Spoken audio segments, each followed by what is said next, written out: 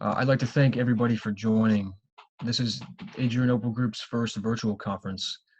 We've been attending and we've assisted other groups with conferences over the course of all this COVID pandemic stuff. But this is our this is our first semi-regular edition of our own virtual conference. So we were initially expecting about 20 people or so to join, and we've gotten already. Right now, we had 60 some people sign up. We got 41 in here now, so we're really pleased to see all the interest and looking forward to getting you guys involved in the conversation, especially when we're exploring really interesting topics like this, such as charter cities in Africa. So for those of us who've been involved in this space, we've been paying attention to this topic for some time, charter cities, special jurisdictions. We're used to hearing the stories of the big four charter city predecessors.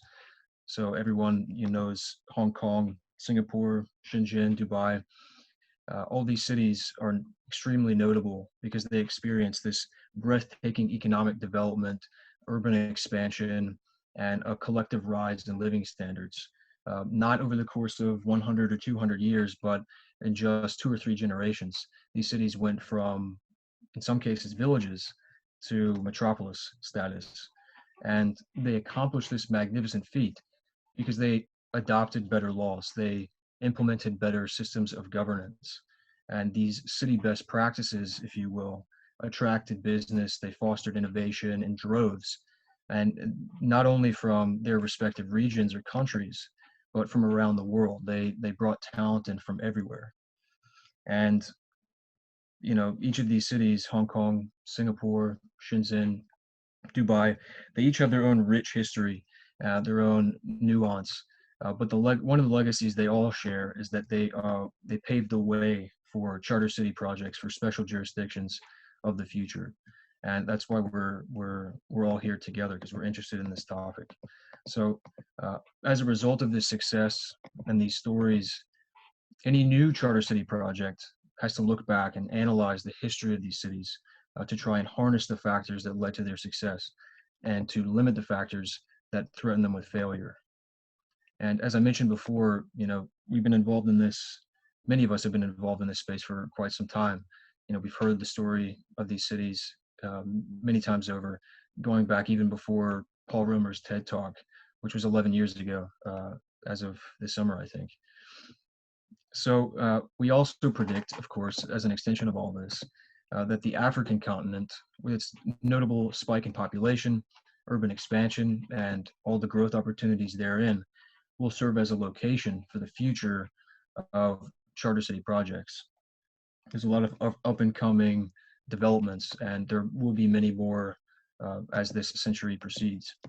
So that is why Adrianople Group, we wanted to raise everyone's collective attention to some lesser known and older examples of cities along the coast of Africa from several hundred years ago, in fact. They hold many similarities to what we think of as modern charter city projects, and examples of these proto-charter cities, if you will, can provide a treasure trove of wisdom for current and future charter city developments and teams. So without further ado, I'd like to introduce our speakers for today, who will be tackling these lessons from the past and also helping us understand the implications for the future of charter cities in Africa. So we have Heba El Hanafi and Abu Yeji as our two speakers, the history and future of African charter cities. Heba is an Atlas Fellow and researcher at the Charter Cities Institute. She's born in Egypt and has a bachelor's degree in architecture and urban planning from Alexandria University and a master's degree in urban development from Technical University of Berlin. And she's currently working on a project at CEI called Building Africa, which is a blog series about pre-colonial urban development in Africa. Heba got interested in charter cities after observing and experiencing their significant impact on the economy of city-states in Africa. So that's what she'll be talking about today. And is the founder and general partner at Future Africa, also known as the Fund for Africa. Future Africa is a venture capital and private equity firm with the mission of expanding prosperity and innovation in Africa. He's also the founder and chairman of Talent City, Inc., which is a network of charter cities across Africa with a focus on technology and digital economy. Previously, he was the co-founder and managing director of Flutterwave, an integrated payments platform for Africans to make and receive payments all across the world, with over 100 million transactions under his leadership. So we have two titans here to fill us in on this topic. We're super glad to have them. And we're going to be starting with Heba here to begin with the history of charter cities in Africa. So thank you, Heba, for joining us. Thank you guys for having me, and thank you for organizing all of this. Let me try to share my screen here. Can you see it? Yeah. Okay, cool. Let me yes. Perfect. View.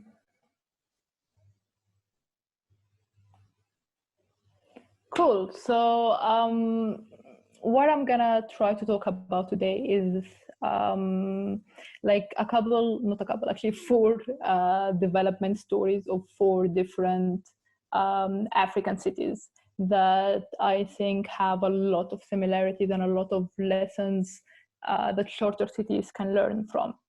And let me begin just like by taking you back, like where that idea of talking about like old pre-colonial urban development and their connection to charter cities. So I joined CCI in, I want to say May. All the months sound the same since we started quarantining, but I joined CCI at May, and we have this like very grueling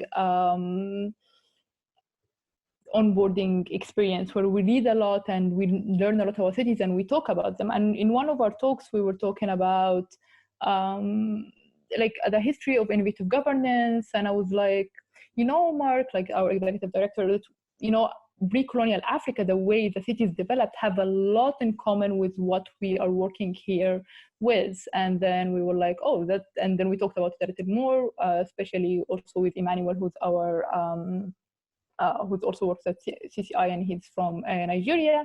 And then we decided to start this blog post, and it's like basically we're just discovering older cities and how they developed and their connection to charter cities. So let's start with that. And the first city that we explored is Kumasi, Ghana. And it's really interesting because the way the city started, it started as a tribute city to another kingdom. But because of the city was on the trans-Saharan trade routes, it got so big and so powerful that actually it became bigger than the kingdom that it was in. And then slowly, but very steadily, it became to have like a city-state status, and it had more independence over its economy, it had more independence over its governance, and also very steadily it began to build its own kingdom, and it became one of the most well-known kingdoms and most influential kingdoms in pre-colonial Africa, with the Ashanti Kingdom. Which at its height had almost 3 million people. Like that's a very huge number for that period of time. And also had a very, very, very complex governance structure, and it had to, of course, govern these 3 million people. And also one really interesting fact about the Ashanti Empire that came from the city-state with this with the autonomy that it had, is the fact that it defeated the British forces in 1824, and it took the British another 50 years to be able to annex it again, which I thought was really a cool fact. And if we talk about like the effect of this city-state that it has right now, so post-colonialism, the fact that the monarchical rule, it's still protected by the Ghanaian constitution. The second example I want to talk about Kilwa Kiswani, and I can't talk about Kilwa whatsoever if alone. I always have to talk about Kilwa in the context of all of the city-states that that lie within her. So we can see here a lot of towns and cities existed on the east coast of Africa. And they traded with everyone. They traded with the Arabs, with the Persians, all the way to China. And they basically connected the interior of Africa to all of the trades through, of course, the Indian Ocean. And through their trade, because they were trading with the same people and they kind of had connections between them, they developed the same culture. So here, as I was reading about it, like, okay, so those are very close cities, very close in distance and also in culture. That means that a kingdom is gonna arose from this, but the reality is that no really kingdom arose from that. One of the bigger cities, or the most powerful cities, is Kilwa, which at a certain point tried to take over other towns, but it wasn't really successful in building a huge kingdom around that. So for most of the history of those cities, they remained somehow autonomous. They shared the same culture. They developed the culture together, but they had autonomy over their economy and their autonomy over their political structures. And then, of course, the Portuguese came, the Omani came, and the German colonization came. But for till now, we can see the effect of this culture that rose from those city-states. Now we're going to go to Nigeria. We're going to have two examples from Nigeria. The first example is Kano, which is a little bit up in the north. And Kano was actually, it started, of course, as a hunter-gatherer communities, but it was one of the city-states of the Hausa, if I'm pronouncing it right, the Hausa communities, which had a lot of like scattered city-states, as we can see in this area here. And Kano had like this sort of unofficial, it was like the biggest city-state on all of the Hausa places. It, of course, developed, and it had a very, very strong agriculture and industrial backbone, which built the city on. Colonization, the British came in 1903, but up till now, and this is really interesting, that the Emir of Kano has such a great influence over the people there, and a lot of people pay tribute to him, and he oversees a lot of things that are happening. So this city-state kind of governance that it had is still in effect till now. The last thing, which is Lagos, and Lagos was, like, for me at least when I was researching it, was one of the most complicated of the other city-states. So basically Lagos started as this autonomous state with like a semi-structured political, with like somehow a non-formal political governance, but and it was thriving and well until the Benin Empire decided that they want to annexed Lagos. But when they came in contact, the Benin Empire had one of two choices. They're either gonna completely get in the city, and they're gonna strip them all of their autonomy and strip them all of their economic autonomy. But they didn't do that. What they did is that they appointed the king of Lagos, so the Oba of Lagos, and the Oba of Lagos had a certain autonomy over its economic status, and of course over its governance. Basically, Lagos developed, of course, like all the other kingdoms, from the urban agriculture, which created surplus, and the Atlantic Ocean. They traded basically with everyone, because Lagos had one of the few natural harbors in almost all of the Atlantic Ocean. The British came in 1851, and the kind of effect that we see up to now is the fact that the Oba of Lagos is still there and still respected, doesn't have any really true political power, but is still very well respected within the community, as far as I know. So one thing that is in common between all of those examples is the fact that all of them are indigenous creations. They were all sustained by trade. Urban agriculture was a huge part of those city-states. It is said that Eco had never really exported any food from the outside. They were always self-sustained food-wise, and they had very strong rural connection with the surrounding villages. All of those things are things that we are missing in our current cities. So if we want to recap what we just went through, we find that all of those kind of autonomous or autonomous ways of rule or autonomous over economy, it had a very different journeys. So for instance, for Kumasi, it was a city-state that got so strong and so powerful, it kicked out this older empire and created a new one, which lasted for hundreds of years. Kilwa was this coexistence of city-states and culture together, and never really capitalizing into an empire, and then we can see another way of being autonomous. Kano,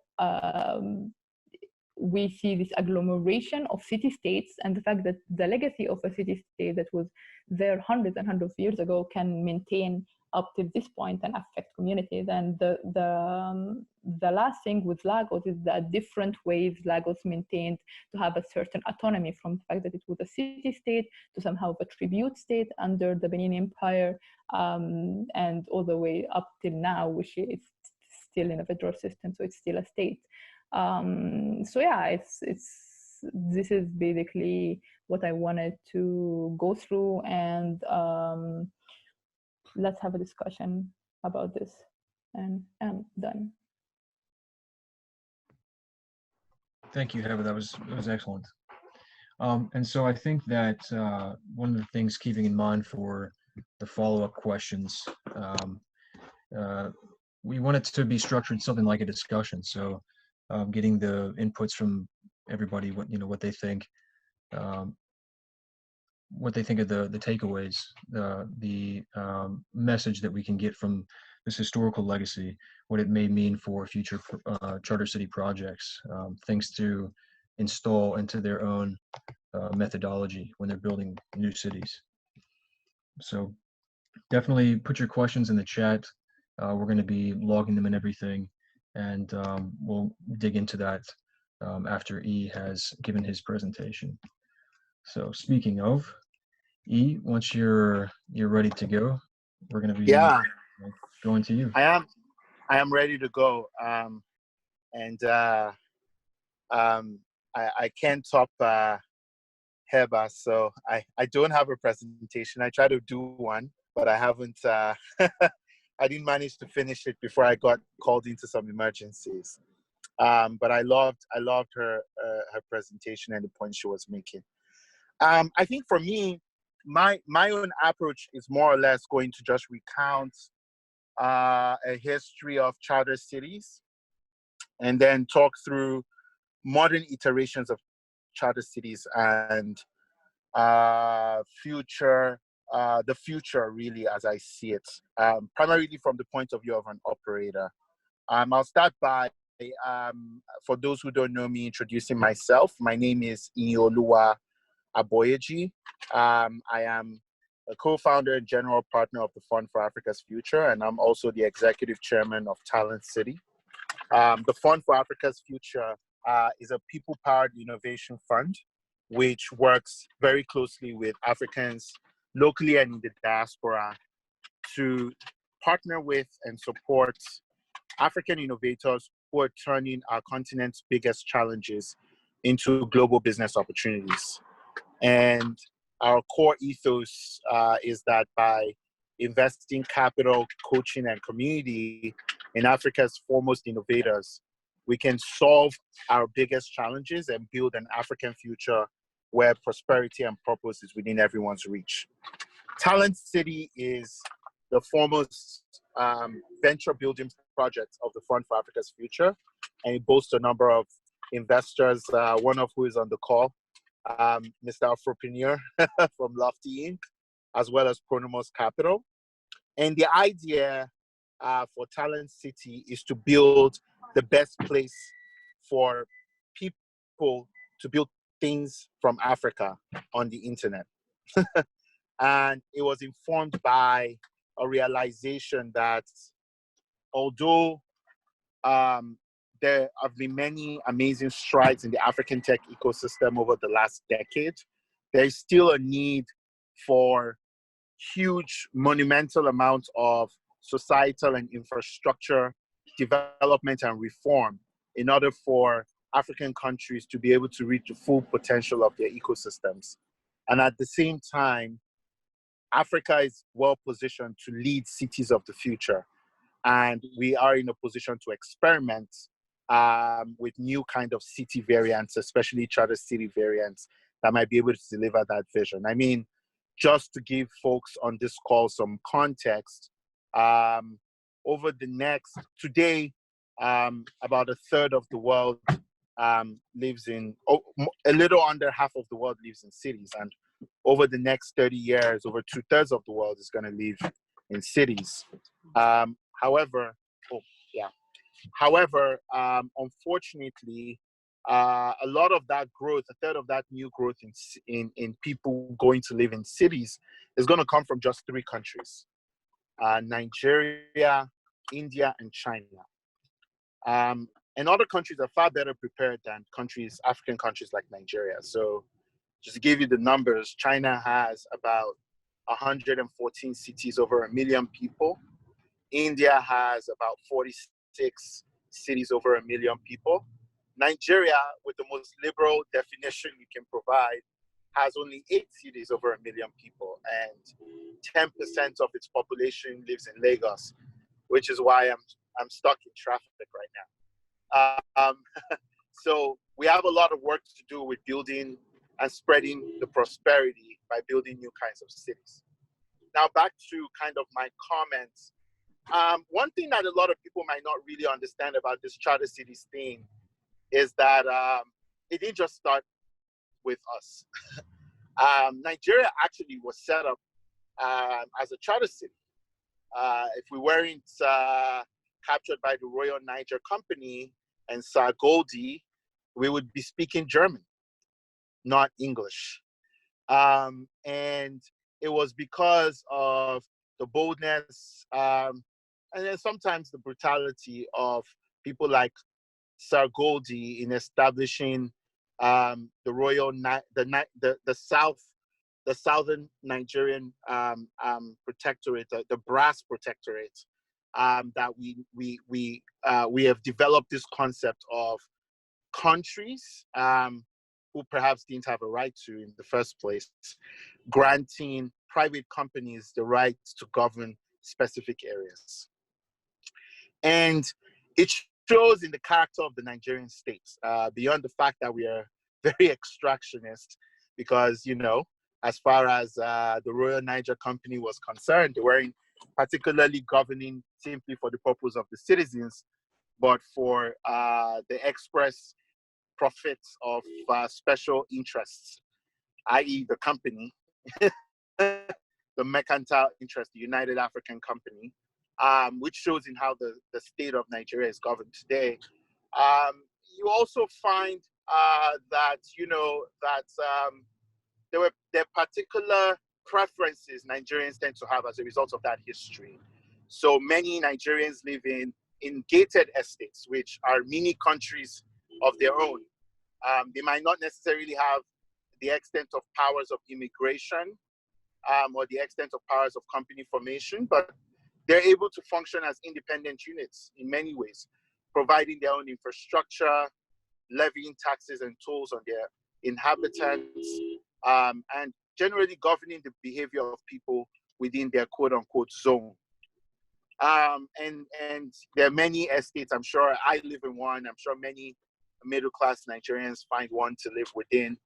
And this is kind of why this charter city quote-unquote culture of having private interests govern on behalf of a government that is too stretched to take on that responsibility has emerged from. However, in the 1970s and 1980s, as governments start to get more and more stretched, and as we start to experience some of the practical challenges of governance that arose from an oil glut and following SAP, and also a lot of waste from the Civil War and the period following it, governments started to see the wisdom in designating specific parts of the country free trade zones. And there are a lot of legislative papers that I've gathered that discuss it. However, it wasn't until I think the early 90s under General Babangida that we actually then set up the first two free trade zones in Calabar and Kano. And those free trade zones have served as a template for the whole wave of special economic zones across Nigeria today. We have about 41 special economic and free trade zones in Nigeria, and they are all governed by NEPZA, the Nigerian Export Processing Zone Authority. And essentially, many Nigerians haven't actually studied it because if they did, many of the policy they clamor for in order to create a vibrant economic environment for building things are actually surprisingly enabled in the free trade zones. And a lot of very smart businesses have been taking advantage of those for decades now.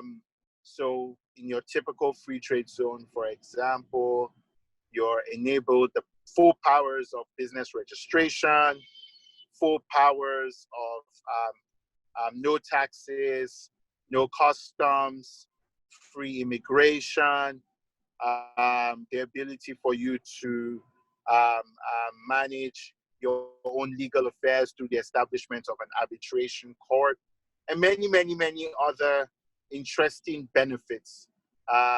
Free repatriation of capital, so no capital controls, the ability to spend in whatever currency you like. Basically, free trade zones are the bastion of free enterprise that Nigeria, as I can speak specifically to our experience in Nigeria, has always been looking for. But unfortunately, they haven't been as successful as one would imagine. Perhaps with the exception of the oil and gas free trade zone in One, which focuses on oil and gas operations and is operated by Intels. But for the most part, most free trade zones, at least on paper, haven't really achieved their potential. And so for us in getting into this business of defining a space for African creativity and particularly African builders on the internet to be able to build things, our approach was in defining and taking a critical look at what enables us to get started as quickly as possible.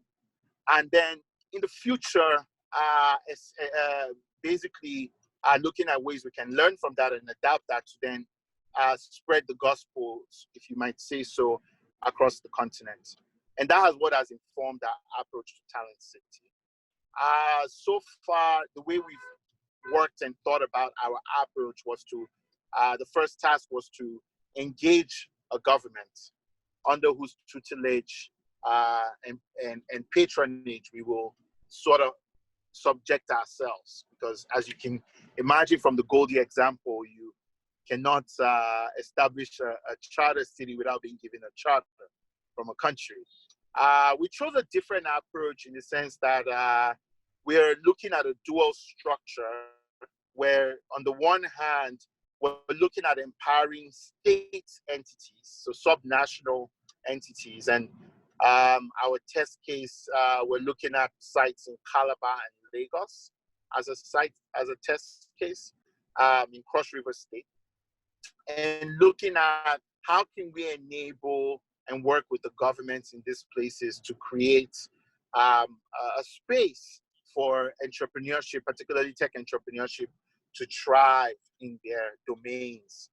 And then secondly, we're looking at a Pan-African vision, because the eventual goal with talent cities is to build a chain of talent cities across the coast of Africa. And we feel like we need a governing law that rises above the state.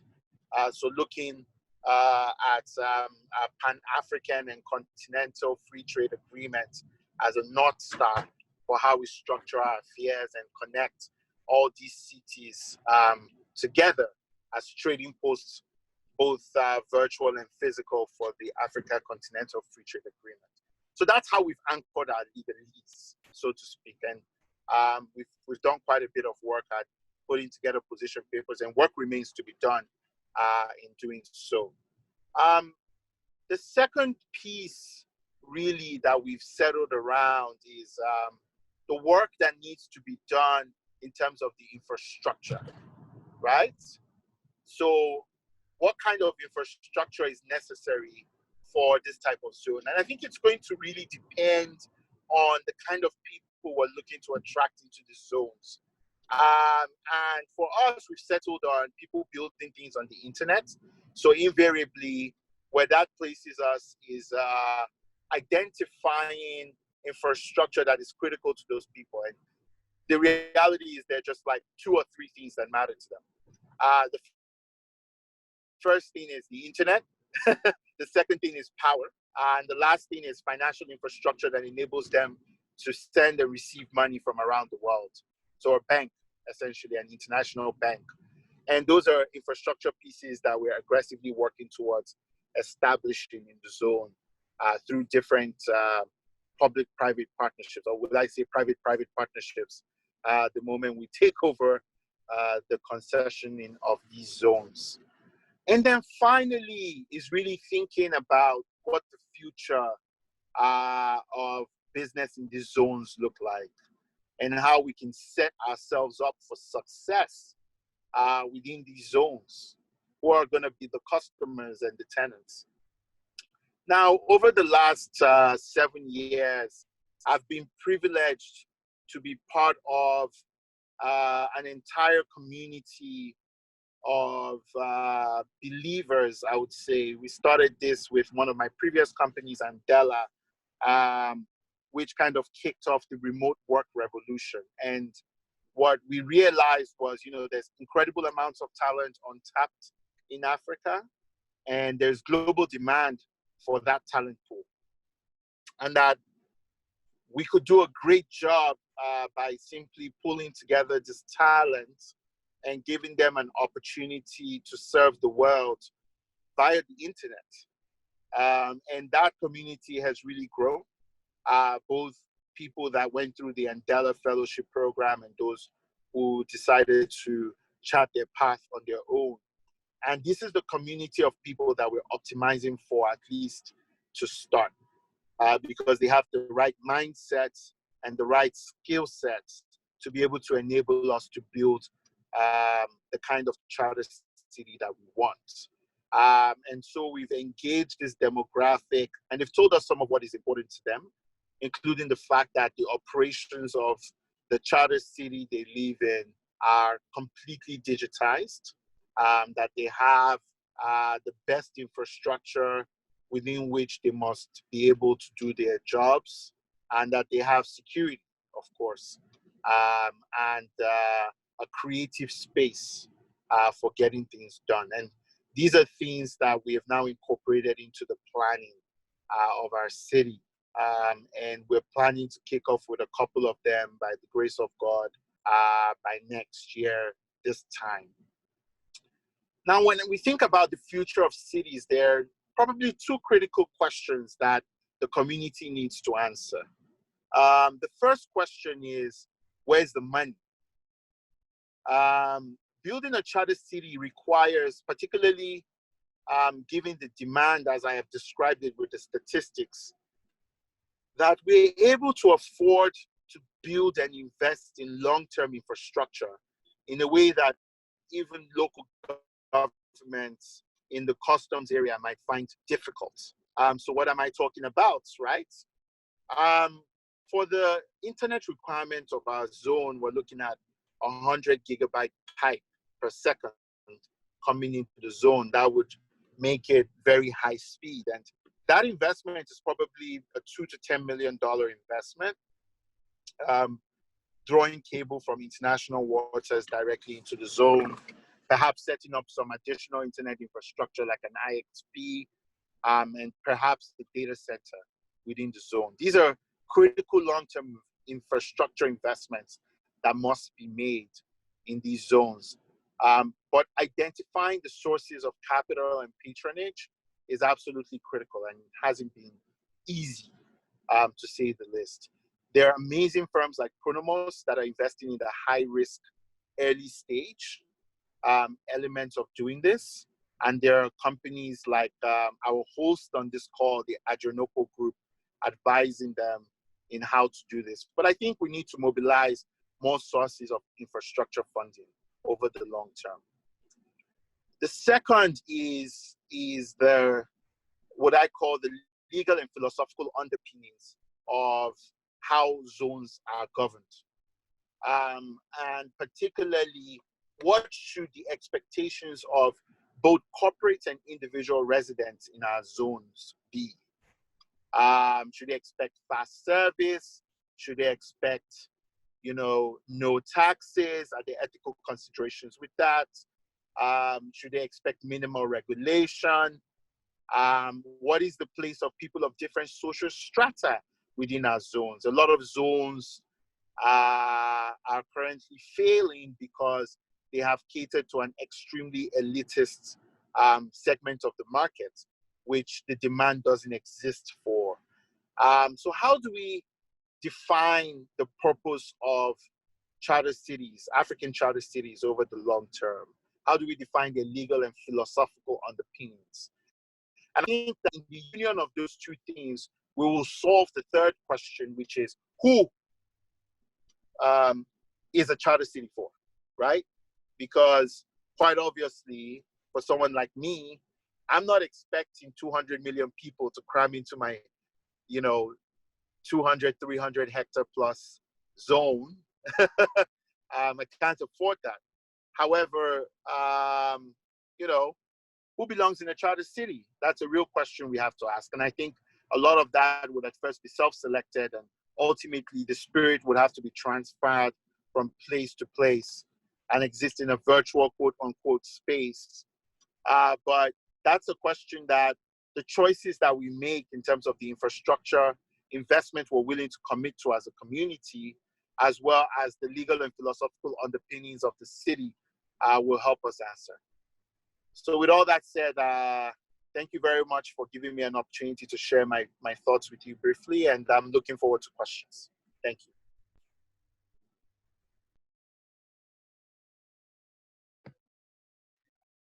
Thank you very much, E. That was an excellent walkthrough. I think we already have a ton of questions from everybody in the audience. So with that said, let me adjust here a little bit.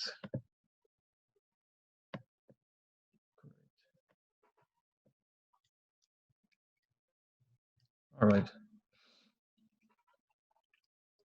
So I think that now that we have the context from past city-states along the African coasts developing proto-charter cities, and we have the modern context and experience granted by E working in Nigeria on the Talent City projects, extending the free zones there into charter cities.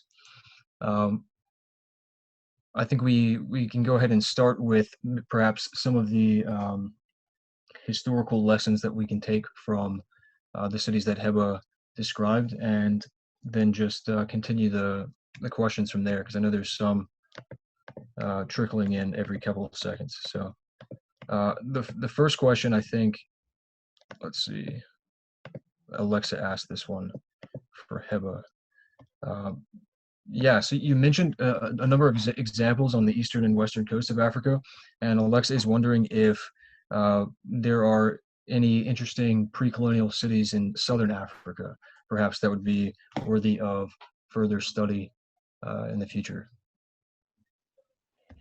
I think there is, like when we were Googling this and we were searching about it, we found city-states literally all over Africa. Those were like the examples that had the most information in them, because pre-colonial Africa, especially urban development in pre-colonial Africa, is not studied well at all, and a lot of the information does come from traditional and oral tradition.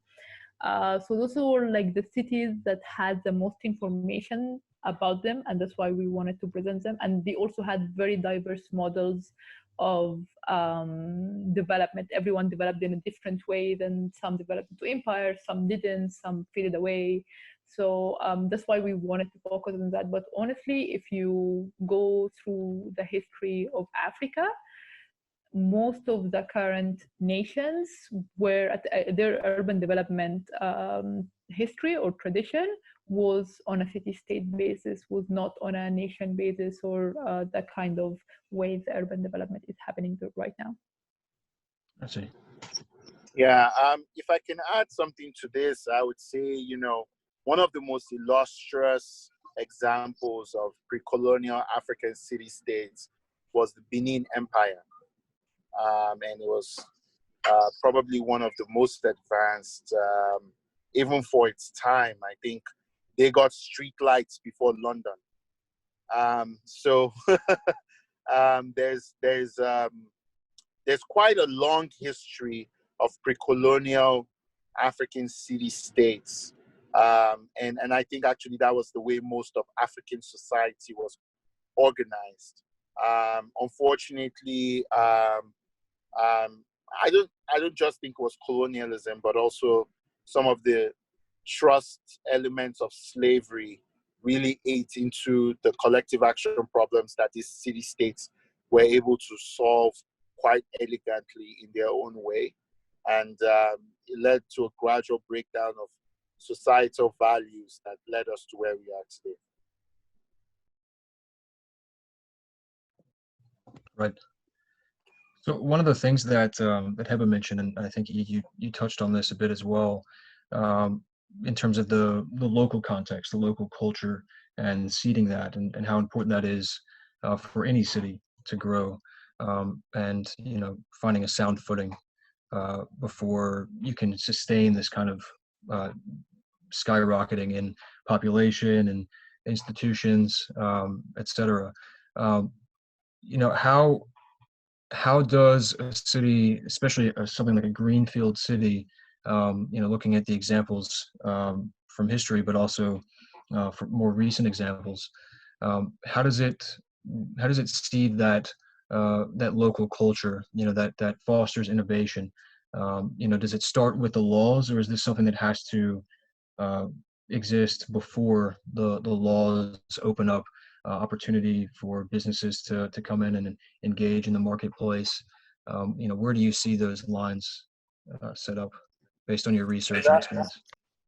That's a great question, and it's a question we're grappling with. The joke internally on our team is, how do you build a city? First slowly and then suddenly. I don't know, it probably doesn't sound that funny, but basically, the way to think about that question is that if you look at successful developed city-states, especially in Nigeria, you'd be shocked that, the Lagos-Ibadan Expressway is super lit with experiments, informal experiments in charter cities by a generation of churches. What you quickly realize is it starts with people at the end of the day. Policy infrastructure is fantastic. However, it starts with a specific cater of people. A determined entrepreneur, a religious zealot, a focused company. That's how you start, right? And I think the big challenge for greenfield cities is that there is so much infrastructure to build, or so much expectation of infrastructure to build, right? But so little infrastructure to build at the same time, if you understand what I'm trying to say. So, or so little people to serve at the same time. So when you look at like an Eco-Atlantic city, I mean, the infrastructure there is probably top notch. Right? You look at a Tinapa, infrastructure there is top notch, but infrastructure for who? And at the end of the day, you end up with these empty spaces. Meanwhile, you look at the likes of Canaan land in Nigeria, which was built in the middle of nowhere, but has this big 120,000 seater church right in the middle of it, and an entire city has evolved around it, or a 300,000 seater church in the middle of redemption camp, and all this development has emerged around it. So I think it starts with a visionary leader or group of leaders, and an idea. And I think that's the attitude we're taking into our own city. We're trying to build our city in the cloud before we then find it a physical home. Now, a physical home is important, don't get me wrong, but building connections with people of the same mindsets and bringing them into a community atmosphere is as important, right? Because that allows you to transfer that ethos into a physical space where people can deal with temporary discomfort, in the belief that they're building towards a greater goal. I love visiting what I call informal charter cities in Nigeria, because they really provide you a template for what it looks like when you don't have millions of dollars to build infrastructure, and you don't have government either, whether enforcing in your favor or enforcing otherwise. And I've visited this small community in Boko, and when you drive in Benue State in Nigeria, you wouldn't believe that you're still in Nigeria. It's actually just this beautiful religious enclave in the middle of nowhere, that just opens up to you, right, in a beautiful way. And what gets people to move to a place like Boko in the middle of nowhere in Benue? It's belief. And I guess even my own history, I went to school in an enclave like that in Gidan Mangoro, a Jesuit prep school called Loyola Jesuit College in Abuja, outside Abuja, closer to Nasarawa State. And, people would see that tower and, dread it or love it or whatever, but it became part of who we were. And so I think that in this way, we need to be thinking carefully about how the cities we're building will shape the identities of the people who live in it. And that's perhaps the most important job to do, even beyond the policies and the infrastructure. And I think one thing I would add to what E just said is the importance of allowing people to foster their own culture, right? So infrastructure is important, right? Infrastructure is what builds cities, is what's gonna make people come to your city in the first place. So yes, you provided infrastructure, but there also has to be a space in the planning and in the laws for people to create their own thing, to foster their own structures. Not everything has to be built out and set for the people from day one. Yes, you provide some things, but you also give a space to the local community to build out, to come together, to develop certain things. And I think this is where you kind of maintain or sustain like the local culture and just let it develop on its own. I believe in communities. I believe that they know what they're doing. Just give them the space.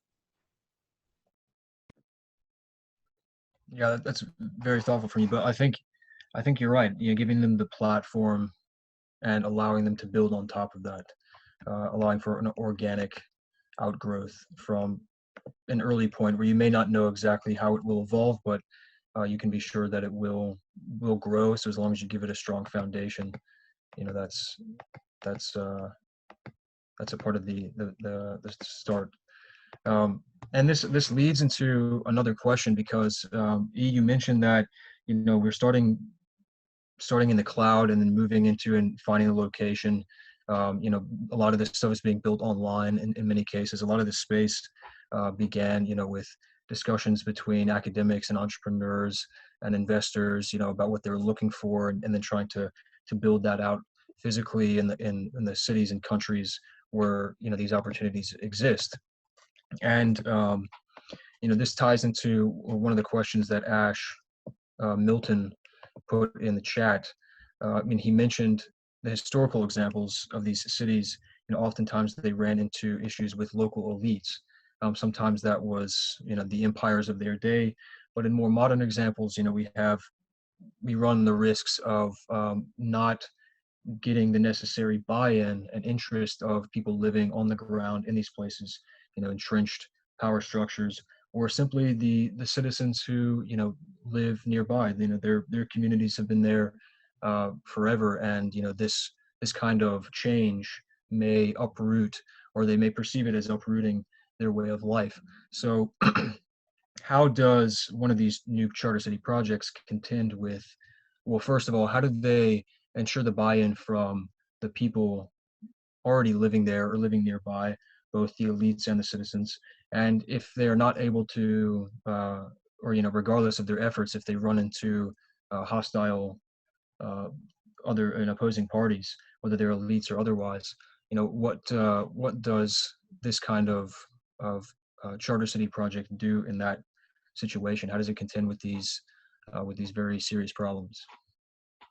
And just by the way, just to mention real quickly beforehand, because I don't want to forget, the floor is open for people if they raise their hand in the chat and they want to ask their own question rather than just typing it in the group chat.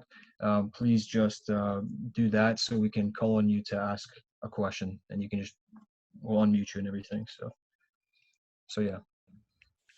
So here's a question. If I just wanted to learn more about the various projects that are going on in Africa, which charter cities are being developed, is there a report or anything I could read in that regard?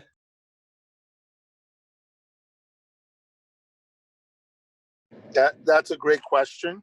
I believe that Adrianople will probably work on something in the not too distant future. Yeah, our project is still under development, but if you Google announcing Talent City, you'll see some general information that we've put out there about our own Talent City effort, while we still build out our branding.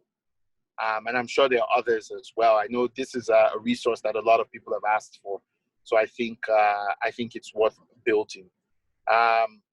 Fantastic. T-Balls has answered that question. Back to your question that you had asked earlier, Preston, about how to deal with the local community. This is a problem that we are experiencing in real time, and I think that a big part of building a city are the narratives that guide that building, right? And those narratives are so powerful, they determine the direction that a city goes. And what do I mean by that? So, for example, I'll use the example of Eco-Atlantic City, right?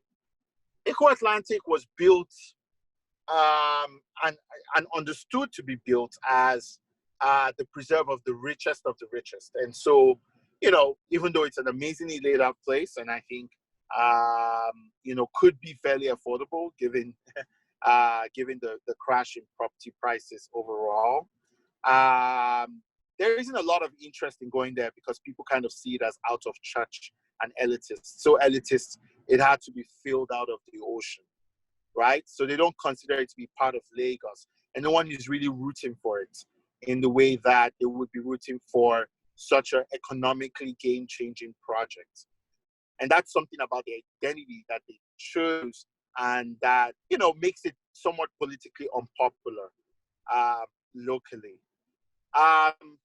With some of the projects that we're pursuing, I think the first thing is an understanding that the land belongs to the people.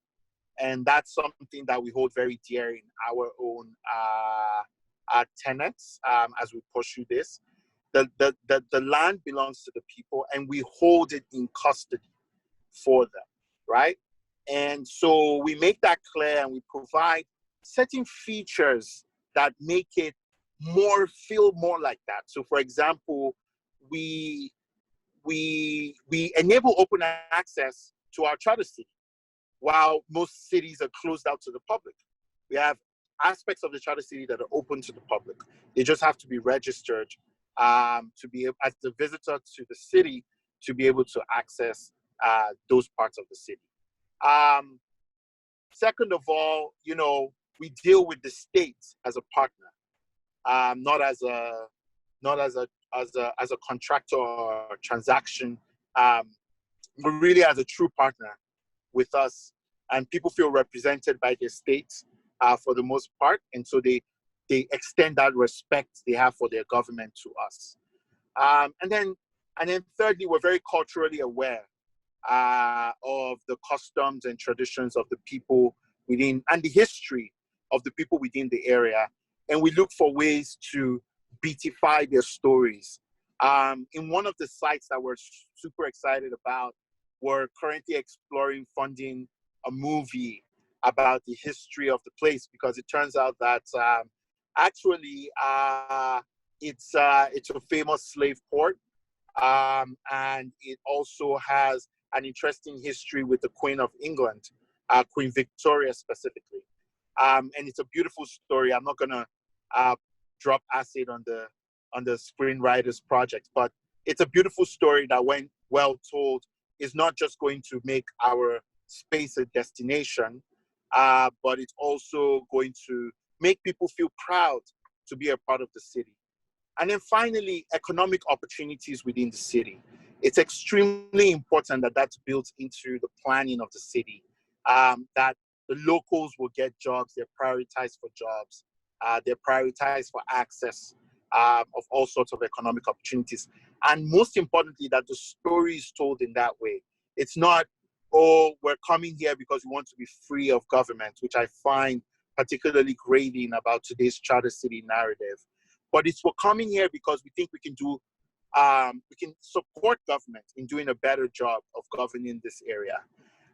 So this is not Sagodi's charter city. It's a completely different kind of charter city. But I feel like so long as we operate in the charter city community as though we're still building Sagodi's charter city in 1886, we're always going to be regarded with that outsider suspicion, and not be allowed to do what we need to do for the people, to create economic opportunity for the people of our zone. And I think, just adding to what E said, I want to also put a spotlight on the importance of the economic opportunity, because if you really want to attract people from all different socio-cultural backgrounds, then you need to provide them with a reason to come to your city and to have a different or a better economic status, right? So the lower classes, the people with really low GDP, why would they allocate themselves from the cities that they already exist in to come to your city? Because your city is going to provide them with better economic opportunities, because your city is going to be built around an anchor tenant that really does strive for the poor, really strives for making their lives better, that the city is going to have diverse economic opportunities, that is going to attract people from different educational background, different socioeconomical background.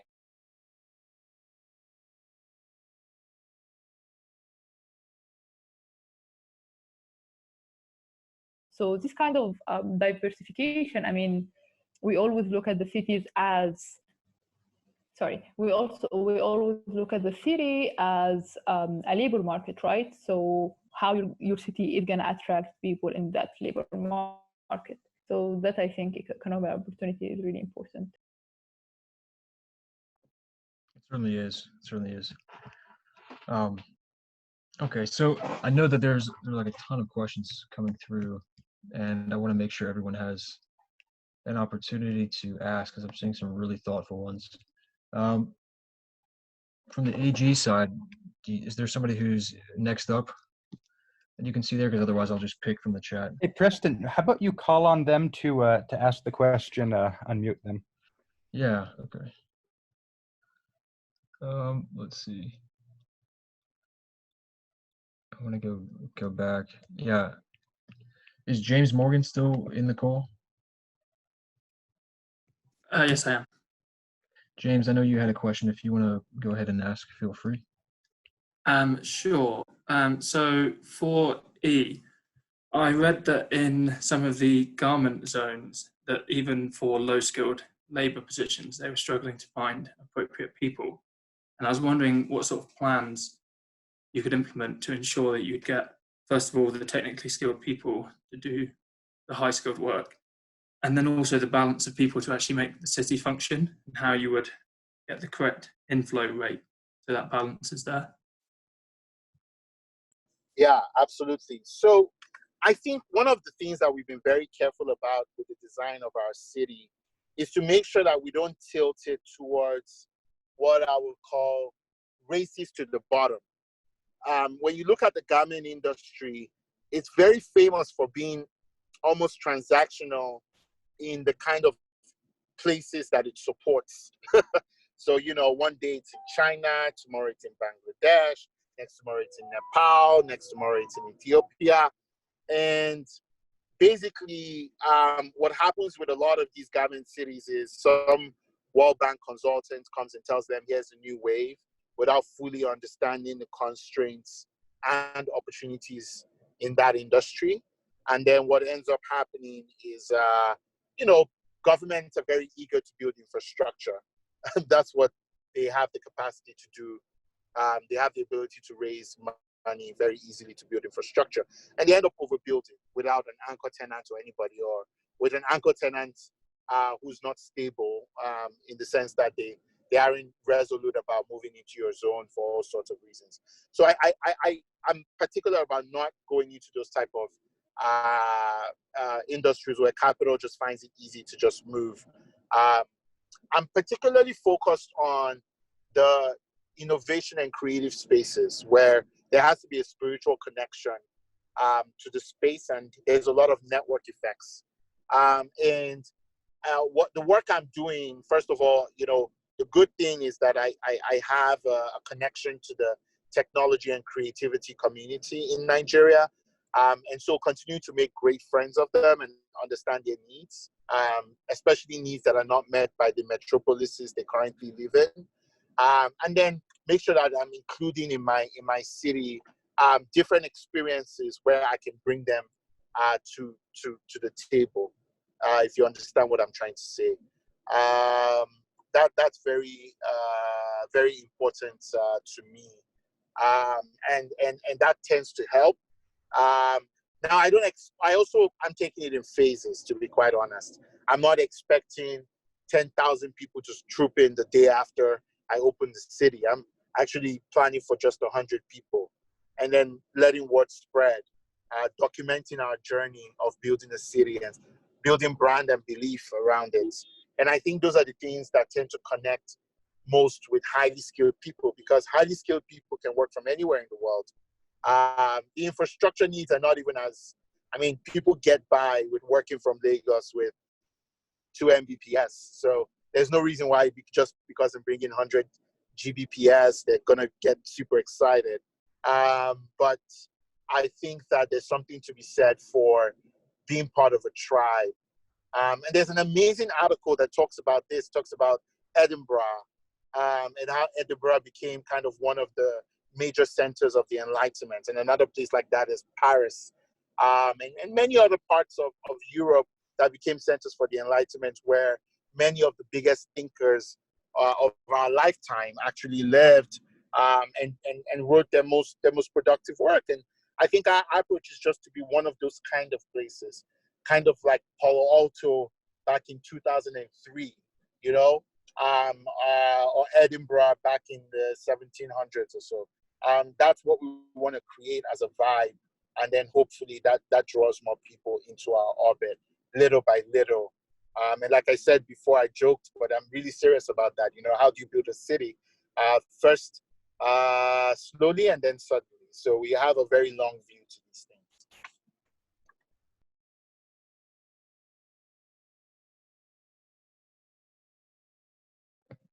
Yeah, so the Continue next... on that quickly. So I understand the sure, high skilled people. So it makes sense, you know, with the internet and the other stuff. But then how do you see the balance of getting sort of the low-skilled people who you need to help actually make a city function for itself. So what sort of infrastructure, housing will be in place for them? What convinces them to come for a low-paying job in somewhere that might be greenfield, that might be further away? So I think that's a great question. And I think the way we've dealt with that question is we're not going to locate like in a completely greenfield environment. We just don't see at least our first city as being the kind of place where we can do that. So most of our target sites are 20 to 30 minutes away from a thriving metropolis with at least a population of 300,000 people. And that's where our talent is going to come from. And that even when we import talent from out of state, they're going to live in the bigger metropolis, and we'll build efficient transit systems that can get them to and from the city in time, safely, and securely. Just to add on that very quickly, like our research at CCI keep showing the fact that people, low-income people who are willing to allocate from one city to another city, if of course the economic opportunity is more, it provides more on the long term. If the economic opportunity is more secure than the economic opportunity they have in their city, and which lead us to a lot of benchmarks and a lot of examples of cities being very successful for low-income people when it's built on some sort of industrialization. Because usually industrial jobs have a long-term security, have higher paying wages.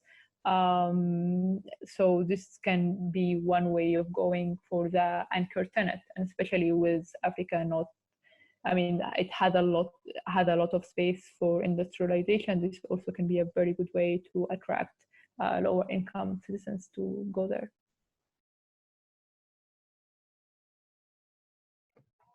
This also ties a lot in with the question that Keza Kayetezi asked regarding the dependence on agriculture for a lot of African countries, and many of which struggle to supply their own food and are forced to import from around the world. So obviously that's something that has been strongly affected by COVID, but I think also presents an interesting question for charter city projects because they are in many cases greenfield developments, and will have to contend with some degree of sustainable food supply, farming, agriculture. So Keza, did you want to go ahead and jump in and expand on that with your question?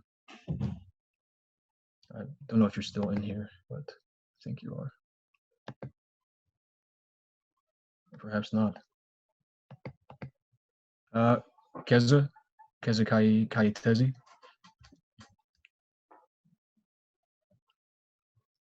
Well, at any rate, yeah.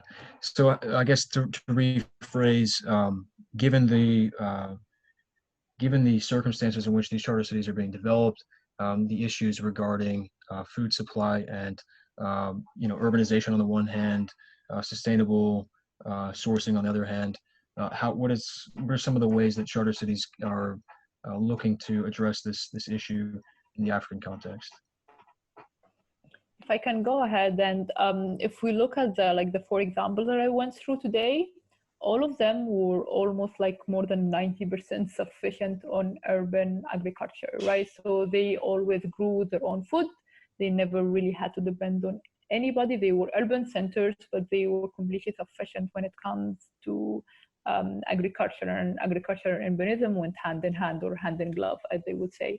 And I think this is one of the things that we can really, when we look back at urban Africa, we can learn from them, that urban agriculture has, and self-sufficient cities agriculture-wise is very, very important for the sustainability of the city, and also for its resilience. I mean, what we have been seeing with food chains being so broken in the past couple of months, literally all over the world, because nobody is producing their own food, so this is something that COVID had highlighted very brightly, and also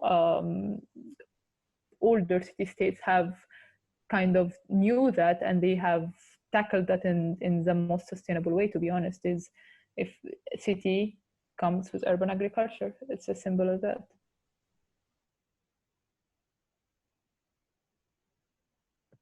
Yeah, and as a side note, like looking at cities like Dubai, obviously they can only exist as a result of trade. It's the desert meets the ocean, and in some cases, in the Emirates, I think Qatar, Saudi Arabia, Oman, they have these massive installations where they're storing food long term to deal with breaks in supply chains like we've experienced with the COVID pandemic, and so. Obviously that's as a result of geography and urbanization more than anything else.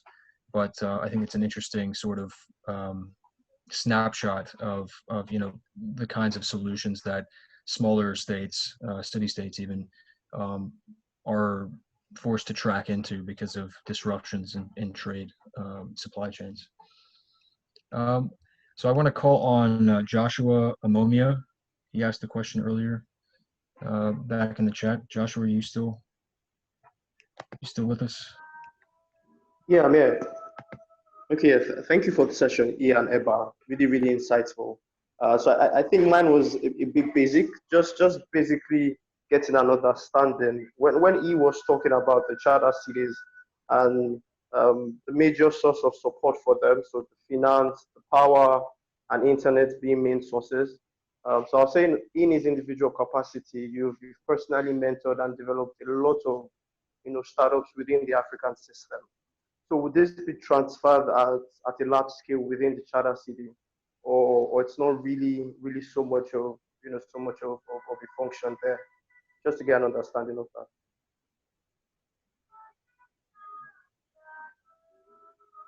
Yeah, absolutely. That's a great question. That's a great question. I think the way we're thinking about it is that, a lot of our anchor tenants are going to be accelerators with a specific sector focus. So we've signed agreements, or are in the process of signing agreements with people focused on talent development, agricultural innovation, space science and biotechnology, 4IR technologies, so fourth industrial revolution technologies. And because we've targeted this specific segment of people who are trying to get an immersive learning experience for founders that they support, I think that we're going to have the right kind of community. I mean, we could have gone after big tech companies or garment factories, but because of the kind of creative space we're trying to engender, it's not very interesting to us to do so, if you understand what I'm trying to say. So I think that we're looking at a lot of funding programs for innovation across the continent that will be located within our charter city because of its specific advantages. And this would enable us to be able to provide a lot of support to founders at a very early stage and give them a space where they will be able to focus on just building things exclusively for a period of time where they need to demonstrate high growth in order to get investments. So this is critical to our strategy. I hope this answers the question. Yes, it does, yes. Thank you. We also have another question from Igun Oyebanji. He was asking about the balance of affordability and profitability for charter cities. So if you'd like to jump in and expand your question. Sure. That's a great question that I was actually taking a look at. I think there's going to be a big need for that. And I'll tell you how I'm thinking about it.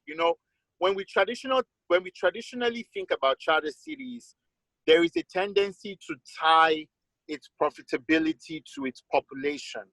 And I don't think that that necessarily needs to be the case. I'll explain what I mean. When you think about Delaware is, I don't know how big Delaware is, but I don't imagine it's a very big place. But it's the center for corporate America, right?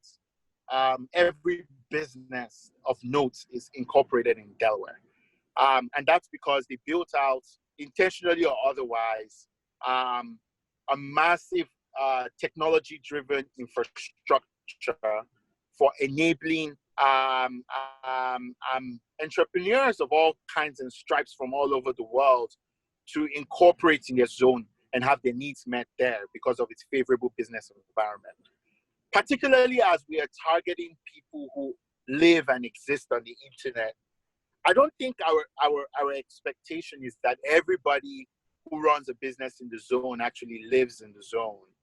And I think that can really, really help us to balance affordability and profitability, right? So you can have the ultra rich, quote unquote, living in the zone, although that's not our intention at all.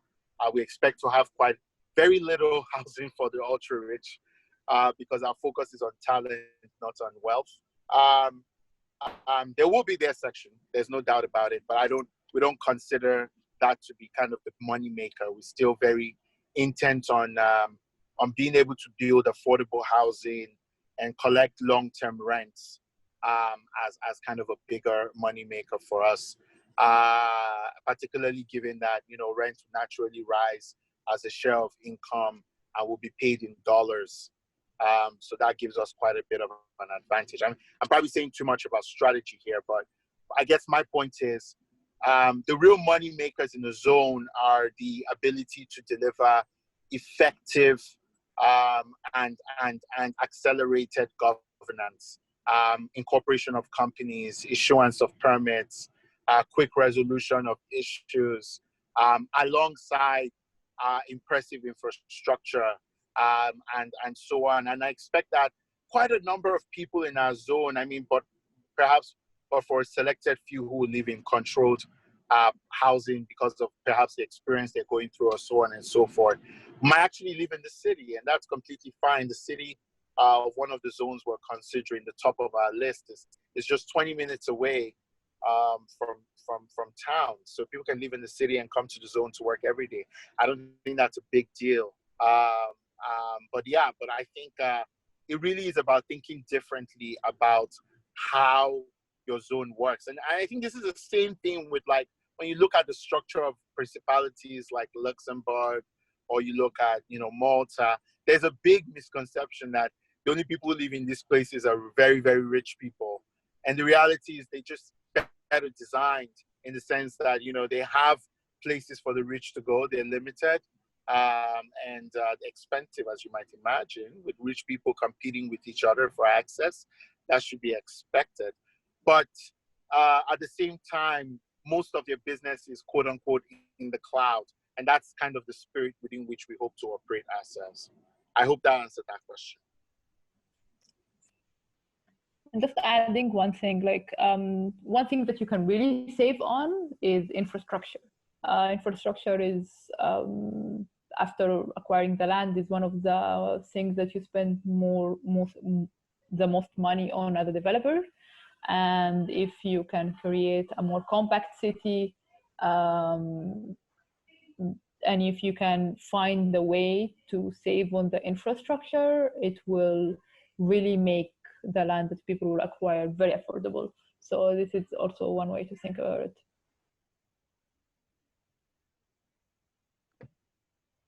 Perfect. So I'm going to ask one last question. This is from Kira Schultz. She asked, how is it different being a charter city entrepreneur versus being a tech entrepreneur? And then after that, I'm just going to open the floor. So if people want to jump in and ask questions after you guys answer this one, we're going on a little bit over an hour and a half at this, or just under an hour and a half at this point. So going to open the floor for discussion. But again, the question is, how is it different being a charter city entrepreneur versus a tech entrepreneur? So I think that one is charter cities are definitely built at a much slower pace than tech companies.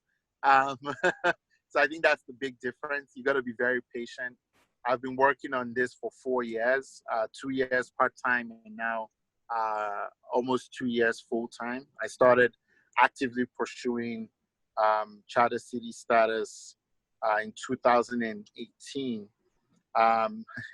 I take a lot of inspiration from Sagolti, despite his horrible reputation for colonizing Nigeria. He actually started his journey in 1886, I believe, and he never actually got it done. Funnily enough, until like 1897.